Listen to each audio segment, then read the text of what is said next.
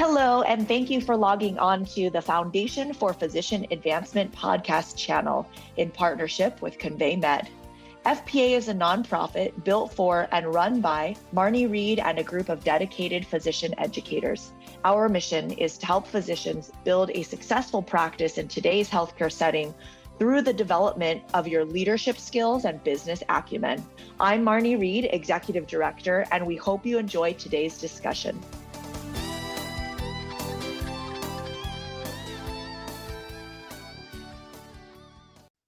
This episode was recorded live at one of our Building a Successful Practice courses, so please pardon any background noise and conference references. This episode features a didactic with Dana Jacoby, CEO of Vector Medical Group, followed by a moderated panel with Dr. Bryan Culp, Dana Jacoby, Nate Bard, CEO of Triumph Orthopaedic Partners, and Brian Springer. So welcome back.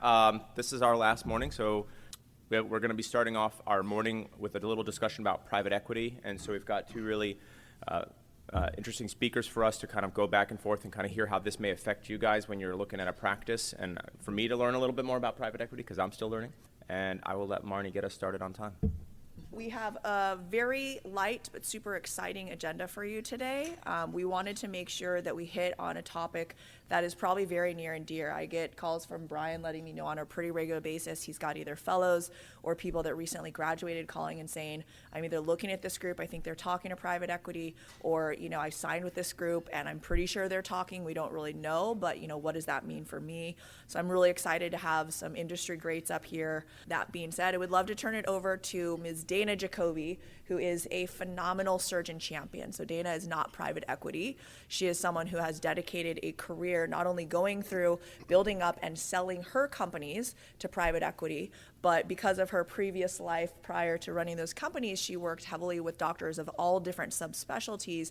About the time where private equity was coming in and talking to a lot of physician practices, she started getting calls of, hey, we know you went through something like this. We don't know what the bankers are saying. We don't know if we trust these brokers. We don't know what's going on here. And so her company, Vector Medical Group, basically comes in, gets hired by the physicians and sits on their behalf to do negotiations of all different types. So she's going to give you a little bit of the lay of the land of what's happening, why is private equity in orthopedics, the opportunity or just the ability to get educated, and then Culp is going to run through a panel. So thank you everyone for showing up, and we're looking forward to a good couple of sessions. Thanks, Marnie. I know everybody wanted to start Sunday morning with private equity, right? This is actually truly, to Marnie's point, probably the most important conversation that you're going to have this weekend, but just it's affecting the specialty very quickly. I'll kind of give you a little bit of a lay of the land. Marnie mentioned who I was, but pre-COVID, 59% of doctors were employed by a hospital, health system, or a private equity-backed venture. Anybody have a guess of what that number is? Now, 75%, looking at 76. And that includes plastic surgeons, concierge. So there's not a day that goes by, truly, that we're not in a physician group of all specialties talking about this. I'll give you another quick story, just anecdotally, but we were in the largest multi-specialty group that's still independent west of the Mississippi a couple of weeks ago, and they kept talking about the big five. And I was like, are we talking about accounting firms or legal? And it was Amazon, Optum, CVS, Walgreens, and by the way, Dollar General. So anywhere you can buy toilet paper now, there's primary care doctors coming into a town near you. But the whole idea is that healthcare is local. And so, if the primary care doctors are all in your local establishments, what does that mean for the group in this room, right? Those are your referrals. So it's very interesting times right now. Just to give you some color around ortho, because this is where I spend the bulk of my time right now. It's interesting, my number one specialty that I work with nationally is ortho. My number two, believe it or not, right now for this specific conversation is cardiology, cardiovascular groups, because of a lot of the same themes. The average age of a doctor in the United States is over the age of 55. Private equity is sitting on still a lot of capital. And then more importantly, for these surgical specialties, you can start to do surgical procedures more readily in an ambulatory surgery center we're seeing all of a sudden this shift into ASC, but it's created this incredible roll-up in orthopedics since 2022 for private equity. So you can see, it's a busy slide, but you can see the major affiliated groups. Those are all the logos of groups that have decided to become part of a private equity-backed roll-up. You can see the platform, for example, Triumph is top on my screen. They're here in the room, and then who the private equity backer is and when it rolled up. And you can kind of see this crescendo that started in October of 2020 and where we sit now. And I thoroughly expect by the end of this year, I'm going to have double the number of logos on this slide. We are in these conversations literally nightly. So I'll crescendo this and kick it off to the panel discussion, but the whole idea for the folks in this room is when you're going in for interviews or when you're talking about who you want to partner with. I just had this conversation twice this morning. It really is strategically who you want to partner with in order to bury the blow of the future. And again, when your referral sources are all kind of looking at who their partner is, it's how are you going to look at reimbursement degradation? How are you going to look at, bundled payment initiatives and ambulatory surgery center builds? I was asked in a meeting like this a couple weeks ago, like, if we don't do this, how do we ask our younger partners to invest in the group? And I said, you have to ask them, because it's part of their livelihood moving forward, period, end of story. So last but not least, when we're talking about this, the things that are hitting the specialty that this group needs to be knowledgeable outside of just the clinical is, of course, the market consolidation I mentioned. But reimbursement changes. We really, the bigger is a little bit better if you do it strategically. It doesn't matter who you're backed by, but you have to figure out strategically how to get bigger in order to play. Just because if you're negotiating with the likes of the Amazons of this world or Optum, how are you going to go to them and say we need to create better contract negotiations, et cetera. And then last but not least, and this is where I'm spending a lot of time recently, is with direct-to-employer contracts. So if you get bigger, either through the backing of a private equity or not, can you go to the Walmarts of this world, the Coca-Colas of this world, and really talk about how to strategically offer musculoskeletal services? And again, is bigger better? Not necessarily, but you can create economies of scale. And we're watching as the payer contracts shift. Every year I look at the CMS payer contract and it's like, okay, here we go. They're, proffering a 4.5 decrease. How do we, get around that? And the whole idea behind that is being able to go direct to employer. So we'll kind of leave it at this. The reason all of these shifts are happening, I mentioned this, but the average surgeon in the United States is over the age of 55. I mentioned the reimbursement cuts, but when physicians are looking at their futures, specifically in surgery or surgical specialties, it's all about how are you going to basically think about who that strategic alliance is going to be with moving forward. And so even groups that I have that say, hey, we're doubling down on our independence, the whole idea is think strategically about how they're going to look at that alliance in their specific geography or region in order to play nationally moving forward. So with that, I will turn it over to our moderator for panel discussions, and we'll turn it over to the group. Thank you, Dana. Yeah. So I'm, even being in practice right now, this is a whole scary concept. We were talking about this before. Our group's in the midst of a super group roll up. I mean, the dynamic is changing. And one of the things that I thought I wanted to do when I went into medicine was have autonomy. I want to practice. And my question to you guys is that gone, right? So, I mean, is there still a space for you? I mean, when you're working for a hospital, 75% of people working for a hospital or a private equity backed entity, do you have that anymore? Are you still running your practice? What does that look like? A lot of these people are looking at their first job. How does that look to us coming into the world today? Either. Sure, Dana. Go ahead. So, I think it's just a shift of autonomy. I don't think you've given up your autonomy by any stretch. I get this conversation. We actually have groups leaving hospitals as well. We're standing up groups that are saying, hey, I'm kind of done with the hospital thing. I want to leave and start de novo.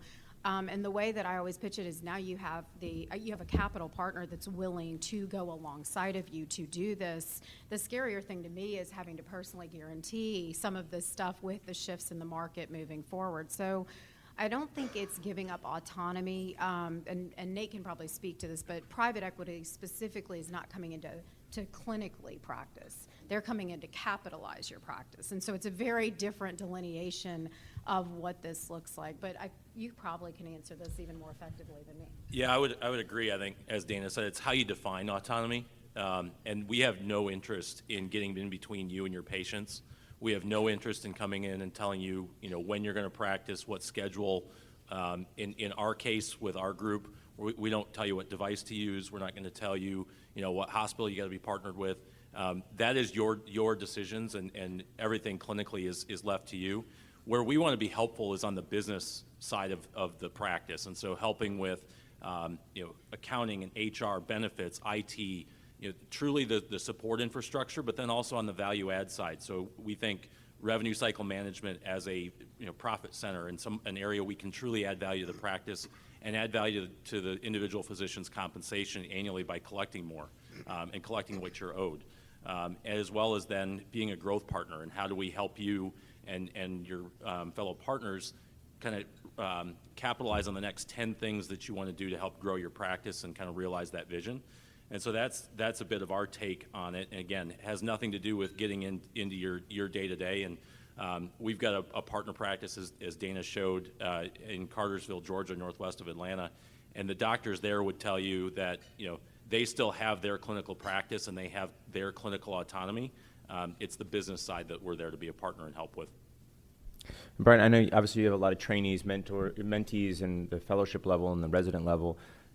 Are you getting a lot of questions about this when they're coming up toward their end of their education, and what kind of things do you frequently hear so that everybody hears the same questions, and how do you approach that? Yeah, we hear it all the time now. In the past 2 or 3 years, we've had numerous of our fellows and even residents, but particularly the fellows, come to us and say, I'm going to be the first partner that's joining this group that has just done a private equity deal. What does that look like for me?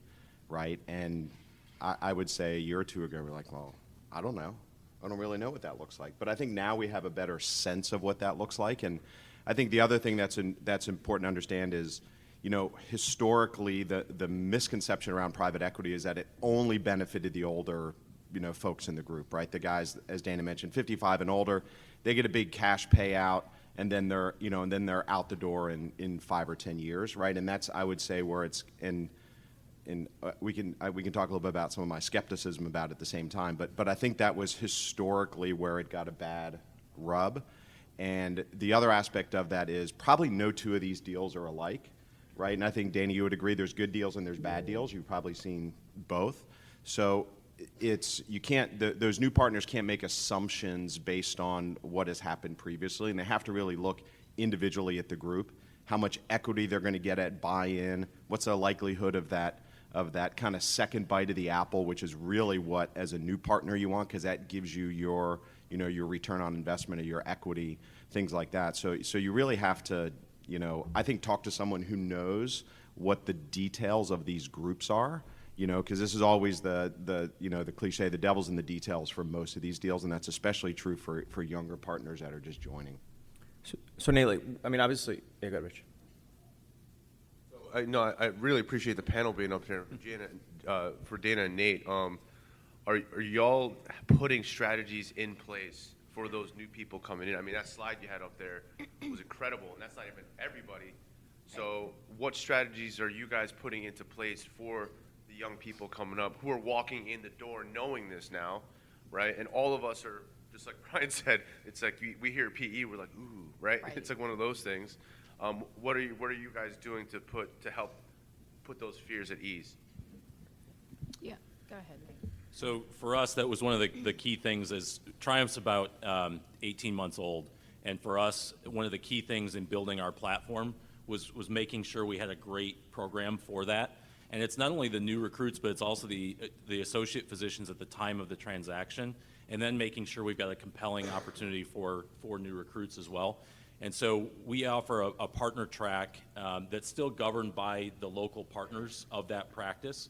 And ultimately, when they would have made somebody a partner in the practice, we allow them to become a partner in Triumph. And so they own the new partners own the same equity that the selling physicians own, and our management team and our private equity fund. And so there's a way for them to buy into that, and we help match some of their contributions so that there's kind of an equal sharing. But we want more physicians to be owners in Triumph and own the equity and to truly be partners. And so it's the economic value is not necessarily in the local practice. The economic value is in Triumph, and that's the level that we want people to be bought into. But I think that's different across all the various private equity groups and private equity backers.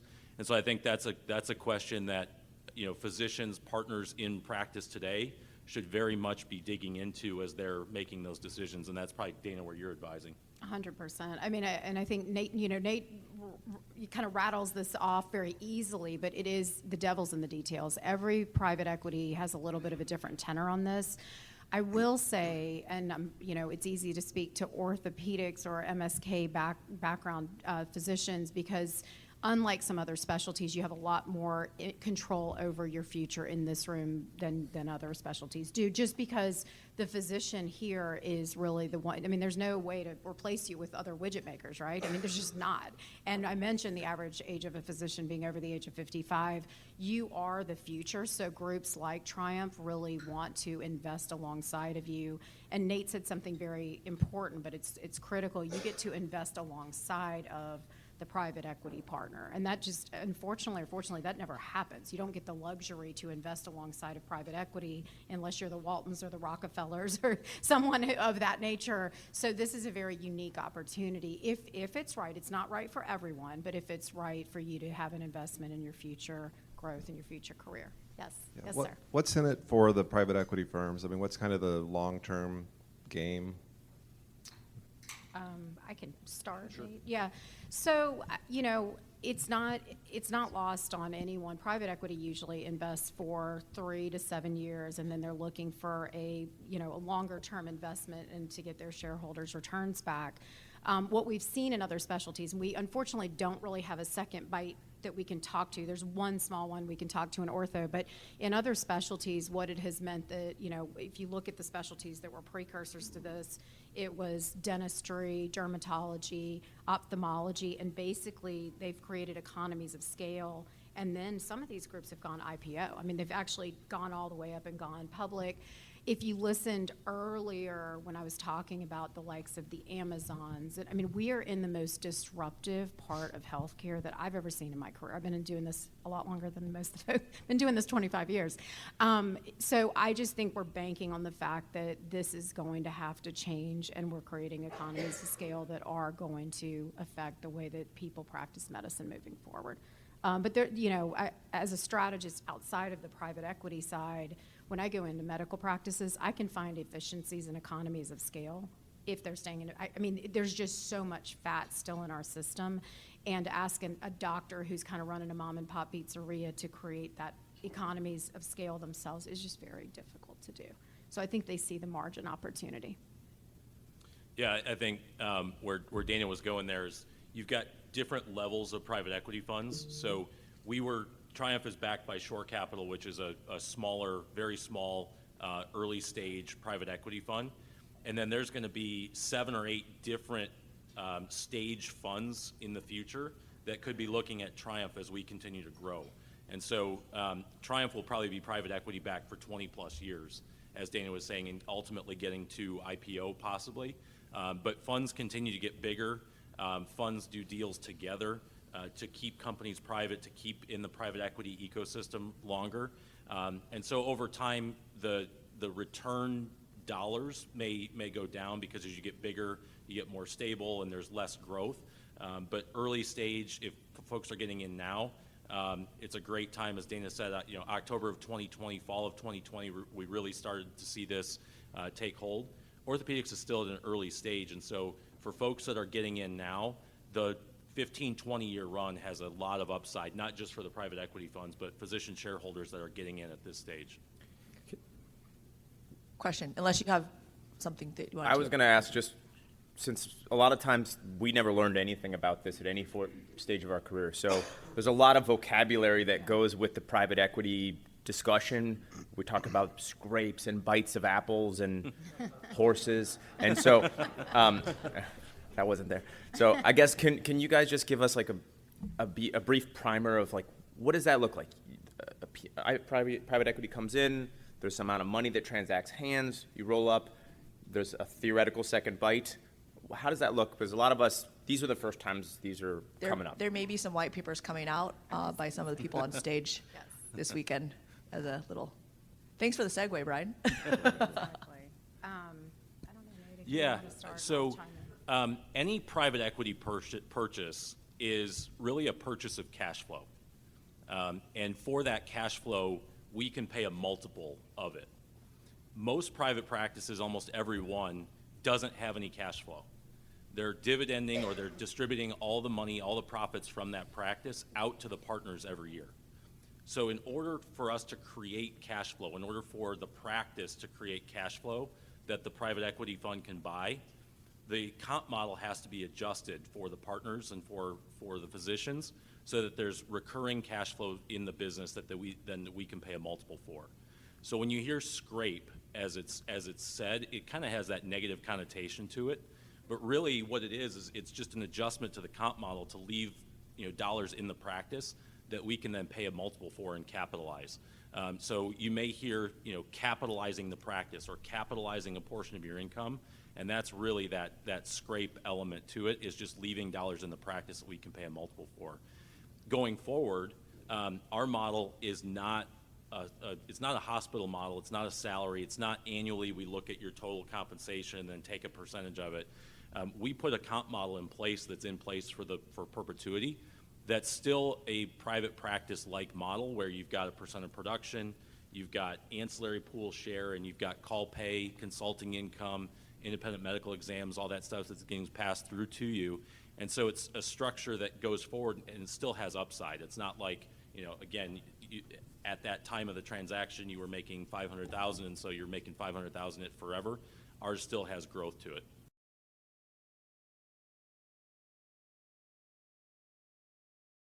So I don't think private equity is the answer to everybody. I think it's a compilation of a lot of different things, right? I mean, I think there's a lot of things that need to happen here. So just to ground everybody, and Nate kind of mentioned some of this. So private equity is exactly, I mean, you guys are so intelligent. It's exactly what it says. It's private equity, so it's private money where wealthy people, pension funds, folks invest their money off stock market, right, to get better returns. So that's all it is. It's kind of that you can't, and that's why when we put up all those logos on the screen, I have to keep up with what's happening because you can't Google who sold to whom and for what multiple, and it's private equity, right? So that's that. So, and doctor groups, unlike widget factories or Walmart or Coca-Cola, doctor groups traditionally at the end of the year, every year, cash themselves out 100% distribution.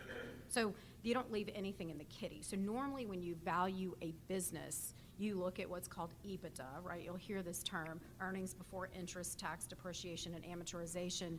Normally, a business would have cash flow, but because doctor groups usually say, hey, everybody gets a piece of the pie, we're not going to leave anything in it, that's where this scrape mentality comes from. You have to actually create almost as if it were a real business. So that's where you're hearing this scrape, scrape, scrape. It's not really a scrape. It's as if you're running a business like you would run a normal business. Doctors just tend to like, hey, we've got $10 million, let's each take two, right? It's just, that's the way physicians, it's not, law firms a lot of times work like this as well. It's not just doctor groups. So the reason this is so interesting, private equity pre-COVID had about $1.6 trillion in money sitting on the sidelines. During COVID, that came up over 2.3. There was just a lot of capital. Well, real estate's overpriced. Gas is overpriced. Everything's overpriced. This is an area, it's 20% of our gross domestic product nationally as a country. And it's an area that you can create economies of scale, and they're banking on the fact that doctors are aged in the country. We need to create better workflows, et cetera. So there's an opportunity play for private equity, to invest in you. It's a benefit. I think it's amazing. They see this benefit of investing in physicians, but that's really the goal. But to answer your question, it's interesting that you mentioned like Kaiser. Some of the things we are working on, I'm independent. I'm not backed by anyone. We're looking at, okay, in your like for example, in Portland, Oregon, if anybody's from Portland, Amazon's in their backyard. I've got the largest Permanente group that's still independent trying to participate. I've got specialists, and we're creating regional opportunities for everyone involved, not through private equity per se, but looking at who the chess pieces are on the board, right? We were just talking about New Jersey. Everybody in New Jersey is marrying somebody. How do we create the best marriages for architecture in order to create a future? Private equity just happens to have a ton of capital to economize this opportunity. So hopefully, does that answer your question?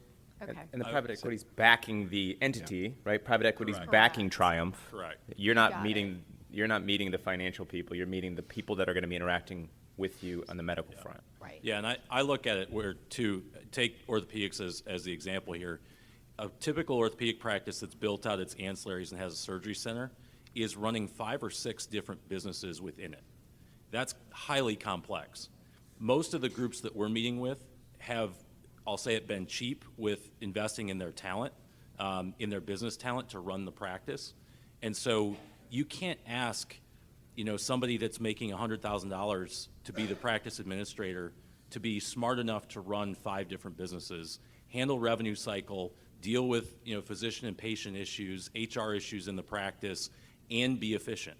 It's just not possible. And so where we come in is to that point, we are not private equity, but we're the team that private equity has built this infrastructure and this management team to be able to come in and help you run those 5 or 6 businesses and run the different functions efficiently. And that's where, we haven't changed anything our physicians are doing, but we've quadrupled earnings of our first practice in the first year. Not through any rocket science, but it's basic fundamentals of business and operations. And I think that opportunity is out there across the board. So that's where I think the opportunity is.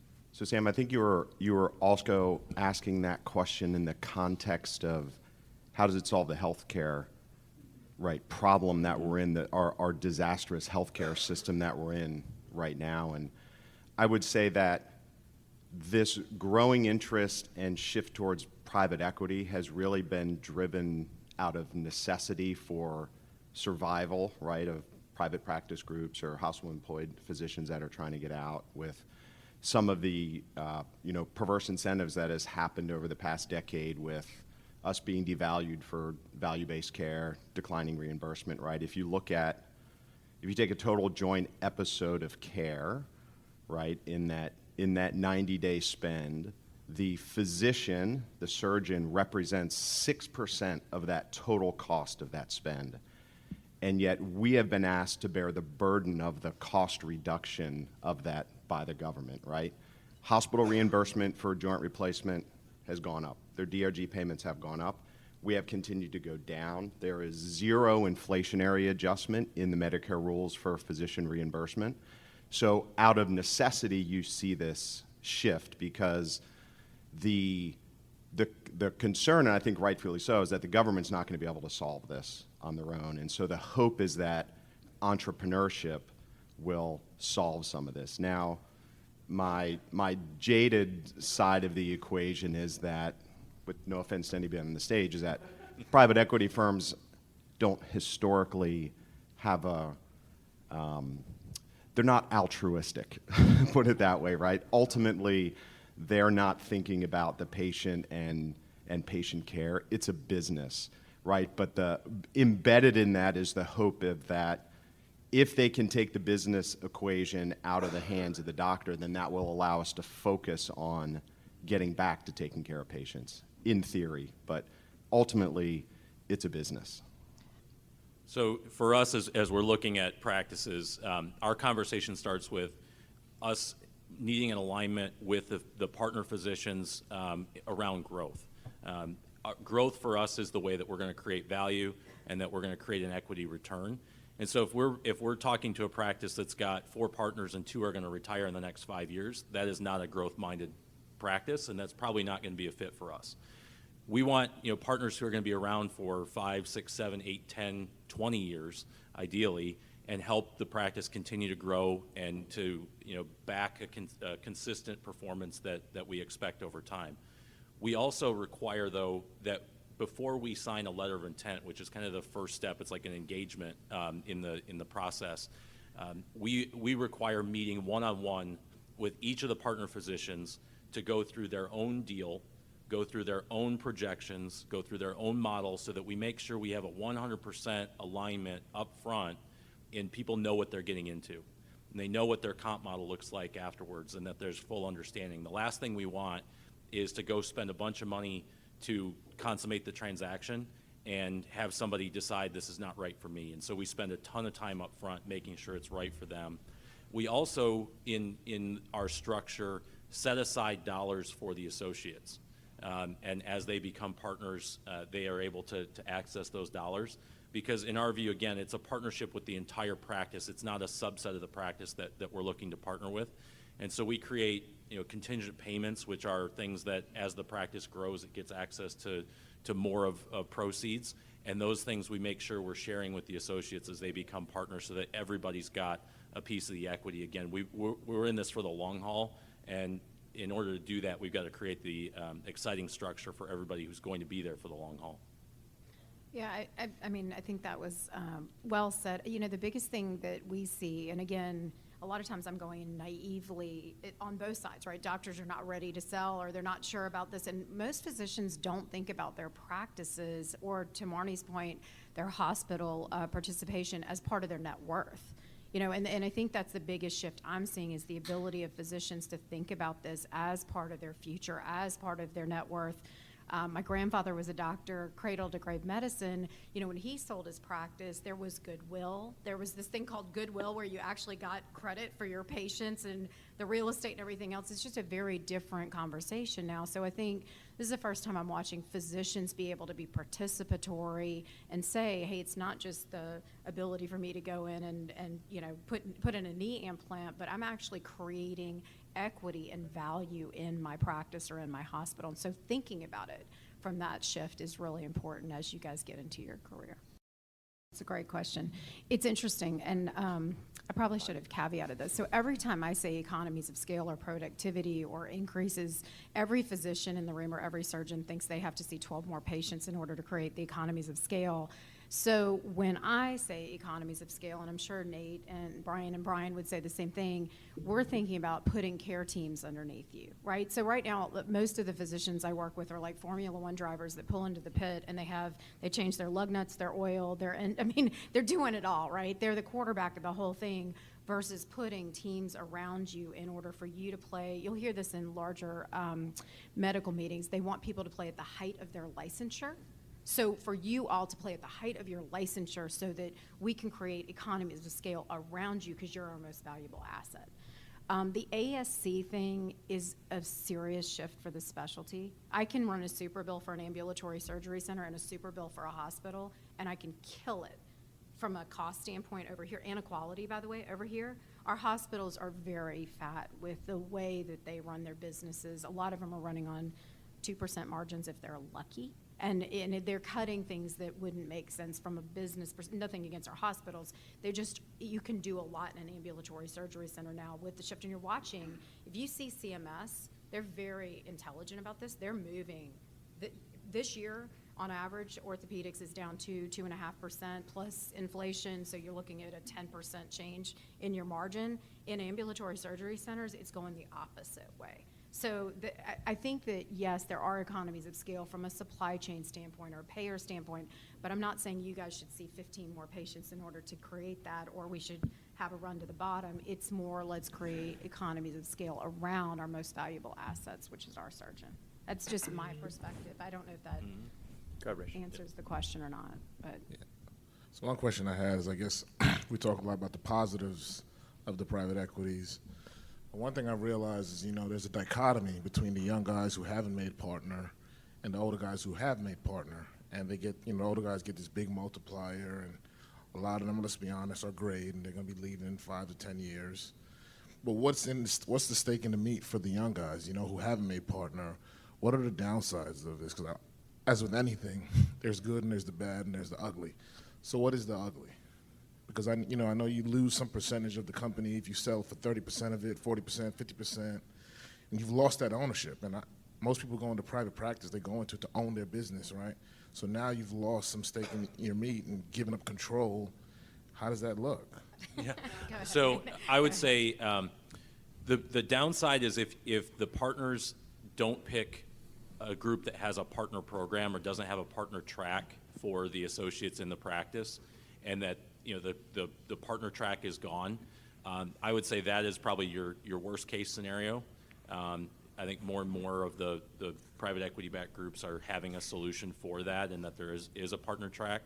I think the partner track, even for us, a full transparency, the downside of that is that let's say the stock is worth $1 a share on the day that the group transacts. By the time you buy in, the share price has probably gone up.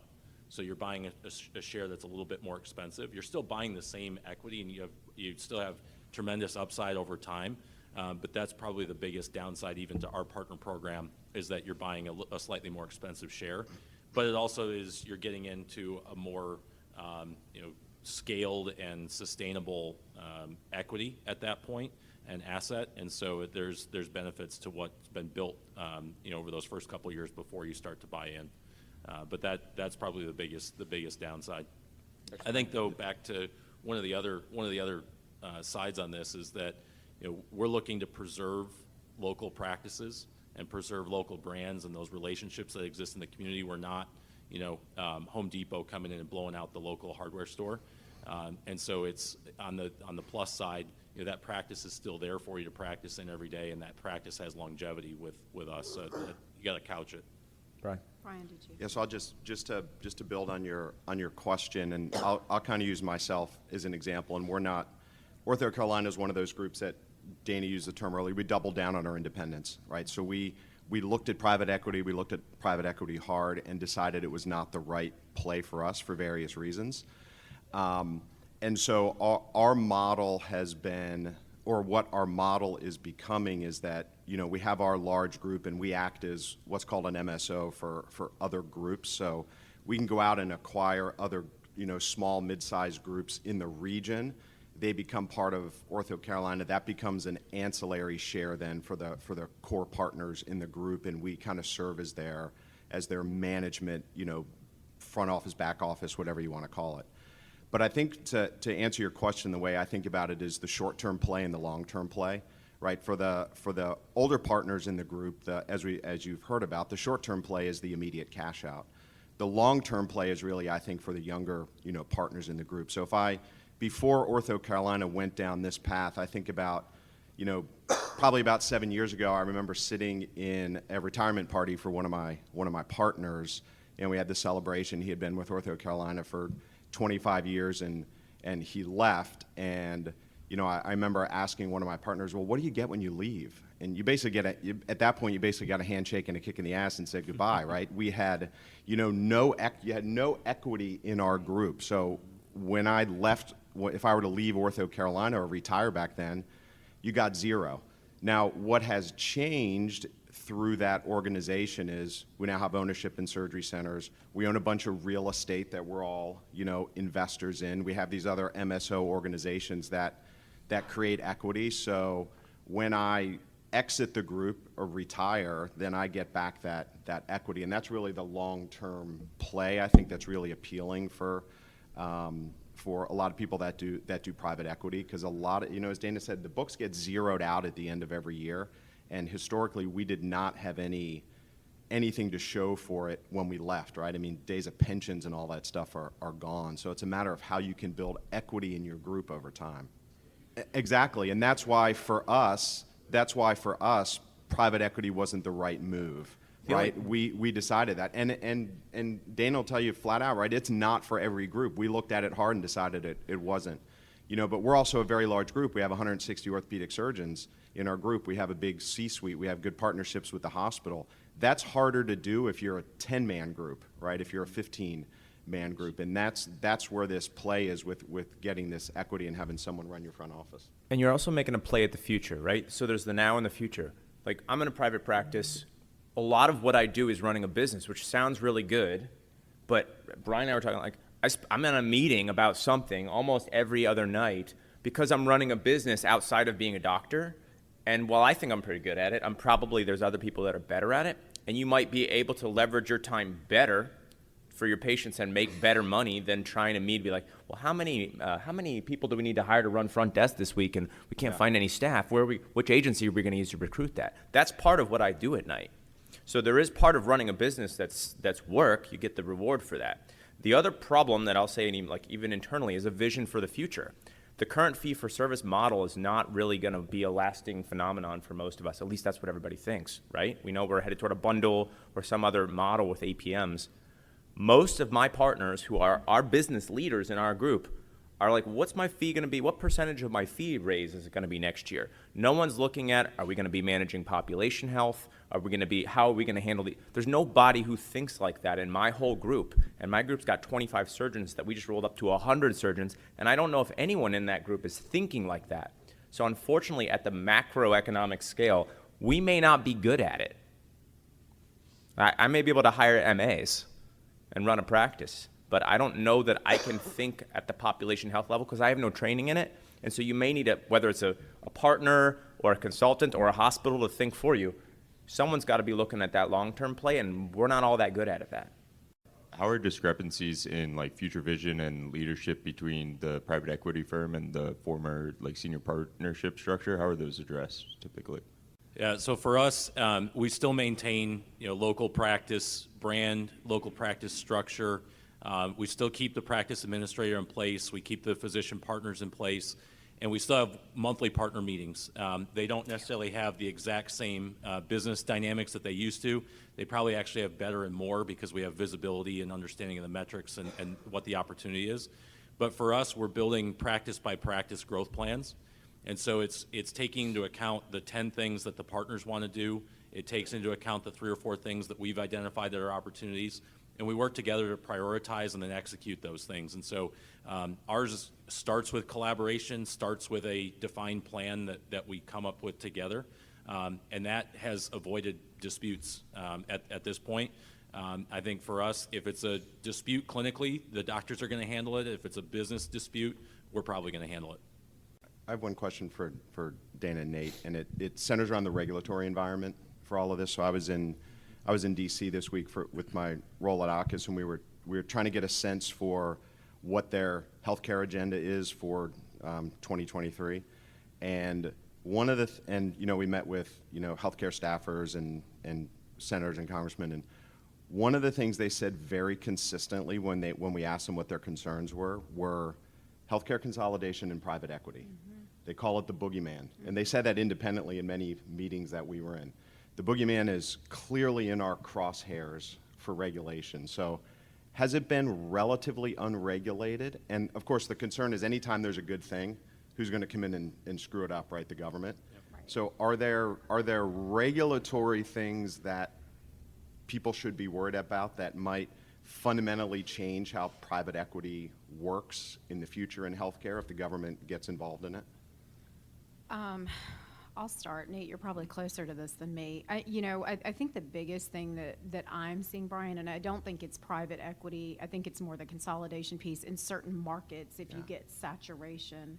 Let's say in Charlotte, we rolled up all of the orthopedic surgeons and you owned whether it was backed by Amazon or Shore or whomever, that's a concern for a lot of the reasons that this gentleman mentioned. Antitrust concerns. Stuff, I think, is, yeah. And then I just think there's a lot of capital being thrown around right now, and they're just always slow to move on what this looks like, and it's people outside of something they can control. The biggest thing I'm seeing, I mentioned this, but direct to employer models, people are tired of looking at CMS and saying, can you please raise our rates? And they're like, nope, we're going down 4.5%. We lobby like crazy, and it's like, oh, Mother May I, it's 2.5% reduction. Well, that just sucks, right? And then you go to Humana, and then you go to Optum. So people are going around this, not private equity, but just in general, and saying, we're going to go figure out better models. So I think it's the concern, but I don't know, you're probably closer to this than me from a PE standpoint. Yeah, Marty, I know we're at time. Very quickly, on our board is Dr. Tom Price, who is an orthopedist and was also Health and Human Services Secretary. His view is that as long as private equity is not seen to be increasing cost for CMS, that it's going to be left alone. So that's his 30-second view on it. There's a lot more behind that, but that's the high level. Thank you again for listening in. We hope you enjoyed the discussion with our FPA faculty. If you'd like to learn more about our mission or upcoming events, please visit our website at www.fpa.org. www.buildingasuccessfulpractice.org.